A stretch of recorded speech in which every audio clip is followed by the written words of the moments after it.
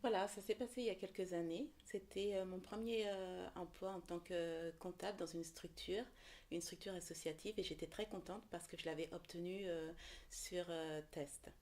Donc, dès mon premier jour, je suis convoquée par la direction avec la responsable et le président. On me souhaite la bienvenue. Et très rapidement, ça s'enchaîne sur Myriam. À côté de toi, il y a une collègue qu'on cherche à faire virer depuis des années. Donc, tiens-toi à l'écart. Moi, je me dis, bon, c'est leur problème. Je rentre pas dans leur désaccord. Je fais mon travail, point à la ligne. Très rapidement, cette collègue est venue me parler. On a commencé à échanger, bon, par rapport à du travail, par rapport au travail, par rapport à autre chose. Elle était très sympathique, et puis bon, moi je me suis pas, j'ai pas voulu continuer à la mettre au placard comme c'était le désir de la direction, et puis j'ai apprécié nos rapports.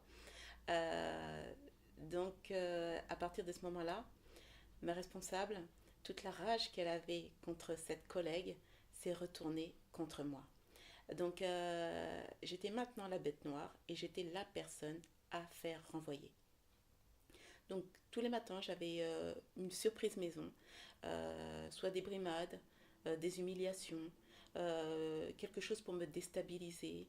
Donc, elle a demandé à ce que je déménage mon bureau euh, afin de pouvoir voir tous mes faits et gestes. On était juste séparés par une vitre.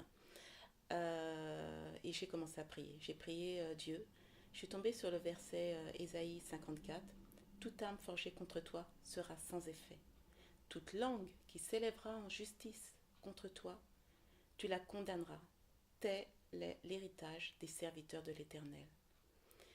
Et donc j'ai dit, Seigneur, je suis ton servante, je suis ta servante. Maintenant, exauce-moi. Très rapidement, une délégation est venue de la France parce qu'on avait ouvert une cellule de crise. Il y avait beaucoup d'événements qui s'étaient passés.